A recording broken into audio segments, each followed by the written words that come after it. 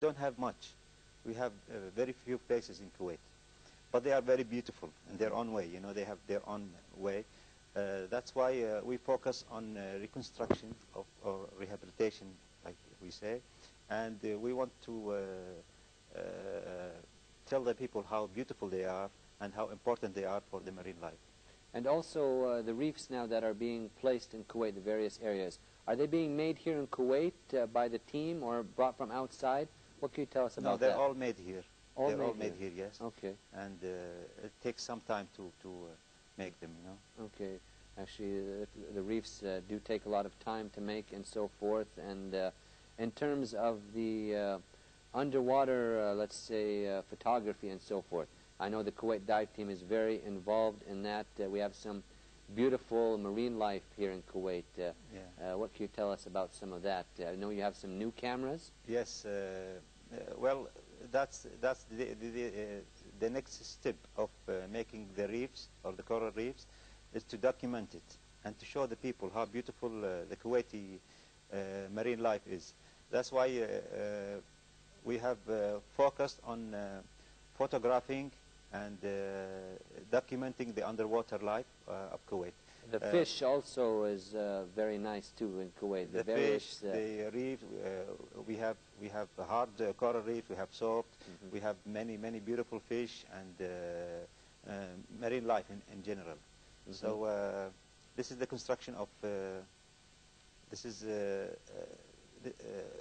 actual. This is the big ones. The coral reefs being put into the water. I think people can see how huge they are. And this one we made at the team center. Oh, okay. We built it block by block, you know. The dive team members, they made that one. And with the help of Kuwait Oil Company, that's the ships we use and the cranes. We're, of course, very grateful to them. And it's very hard work because the wind and the sea. You know, how long does a process like this take to put it down into the water? Well, it takes like a month to build, then a week to transport to Ahmadi port or Ahmadi harbor. Then depending on if who's free, who's not, and we're waiting for the best time to take them to the sea. We have to all to be free because we're all volunteers. That's right. Members. So we look for the best time, then the best weather. Then the best tide, So a lot of variables then. It's it's very time consuming and very hard work. We also have you were just mentioning also some beautiful natural coral reefs also. Not too many, but some very beautiful ones, I believe. We have very beautiful natural reef in Kuwait, and this is what we're trying to do. We are producing photographs and films for underwater life.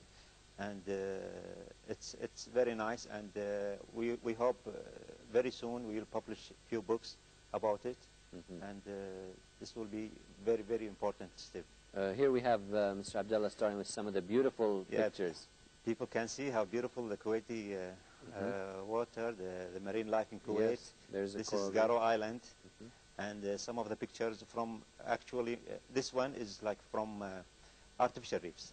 Which is not artificial anymore. Yeah, you can't tell. It's so nice. And look at the beautiful colors there and everything. Yes, and you have beautiful fish. And when you dive in Kuwait, it's beautiful underwater. That's true. Oh, look at that right there, the beautiful colors and everything. Yes, and very vast marine life and everything. It's beautiful. It's beautiful. It of course, this is only like 1 week photography. These pictures. We hope after like a year or two we will publish more pictures, inshallah. I know that you're also in the process of the Kuwait dive team in the works of making a book, producing a book in English, I believe, also. Yes. You just touched on that a little bit. Can you tell us more about that? Well, I think it's at the final stages now. But what's holding is we want to give the publishers more photographs. Okay. So that's it. But it's fine. They're almost finishing, but we will provide them more with photographs. It will be in English and French, and it will be the first book about Kuwait dive team in English because many people wanted to know, about the Kuwait dive team and their activities and so forth. And I'm sure they'll be full of pictures of the beautiful marine life, Inshallah, especially the ones we just saw. So nice, and only 1 week effort and work. So more diving and more underwater photography will, I'm sure, get more beautiful pictures. But moving on with the questions that we have for you this evening, Abdullah Al-Fadl, you recently finished the Garo and Al-Maradim cleanup of the coral reefs. Yeah. Now I believe that you just finished the coral reef cleanup in Kuwait Island. Yeah. Recently, I believe 2 weeks ago. Yes. Tell us about how that process went. Well, we started in 1999 with the Garo Island, Maradim first island, then Garo Island in 99 and 2000. This year, alhamdulillah, we focused on Kuwait Island. There were a lot of people complaining about the breeze around the coral reefs around the island. So we worked around 1 month, and on and off.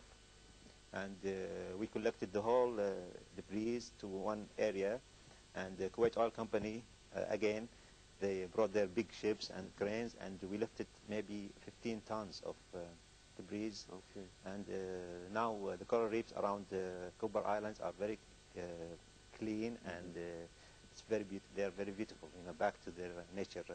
Inshallah, we'd like to see the people that go to the islands also take care of the coral reefs. What would you tell them now, since we're talking about this debris and everything? This is the message. I mean, this is what we're doing. We're trying to teach people, or tell them that it's very important. The coral reefs are very important, and we should keep them so we and our children can enjoy them in the future, and let them, keep them in their best shape. That's true. They should keep them in the best shape, and be aware of the environment and so forth, and try to keep the coral reefs clean, and not to. I know a lot of them, the divers and so forth, they dive and they step all around the coral reefs, and that can damage them, right? Yes, yes. You have to be very careful, and you have to be a good diver. When you dive, you don't go all the way to the bottom. You have to float. We call it, buoyancy control. When you have to float between, the top and the bottom of the sea. Well, the Kuwait dive team is involved in so many various activities, of course, dealing with the marine life and everything, and the environment. But also there is the birds protection, which is being done in Garo. It's Garo Island's bird protection. Yeah. Can you tell us about that project, dealing with the birds protection in Garo Island? Well, most of our birds are in Garo and Kuwait Island. That's why it's all part of the environment. And also with Kuwait dive team, we have another team which is Kuwait birds monitoring and protection team. Yes. It's all connected, because the islands, if you clean up the coral reefs, then you have to take care of the environment on the island. These are the pictures of Kuwait Island, actually. And they come in thousands.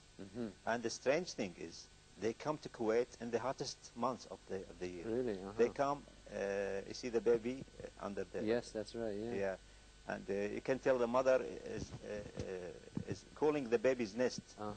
Yeah. By covering it. By covering it. And they're, I believe, feeding also. With water on her feather. Oh, okay. Which is amazing. They come to Kuwait in the hottest, in the summer. Okay. Which is like June and July. The hottest times in Kuwait. They come to Kuwait just to nest in Kuwait Island for 2 months, and then they leave all year. So how come they pick Kuwait, the hottest maybe country in the world, to come and spend the summer here? So it's a migrating bird then? Yeah, the 3 kinds of birds on Kuwait Island. They come to nest in June and July.